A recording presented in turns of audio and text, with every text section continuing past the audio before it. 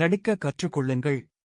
மீண்டும் மீண்டும் ஏமாந்து கொண்டு இருக்கிறேன் என்பதற்காக ஏமாளி என்று நினைத்து விடாதே. உன்னைப் போல் எனக்கு நடிக்க தெரியாது என கூறுங்கள். துணியாத வரை வாழ்க்கை பயம் காட்டும். துணிந்து பார், வாழ்க்கை வழிகாட்டும். இட்லி மாதிரி பளபள என சிரித்துக்கொண்டு புரட்டி போட்டாலும், தோசை மாதிரி பொறுமையாகவும் அடித்து துவைத்தாலும், பரோட்டா மாதிரி தாக்கு பிடிக்கவும், சப்பாத்தி மாதிரி சாப்டாகவும், நூடுல்ஸ் மாதிரி சிக்கலாக இல்லாமல், ஐஸ்கிரீம் மாதிரி கூலாகவும், மொத்தத்தில் டிகிரி காஃபி மாதிரி குடும்பத்தில் உள்ள ஒவ்வொருவரும் முக்கியமாக பெண்கள் நடந்து கொண்டால் குடும்பம் சந்தோஷமாக இருக்கும். முட்டாளிடம் பேசி ஜெயிக்க நினைப்பது எருமை மாடு மீது மழை பெய்வது போல்தான்.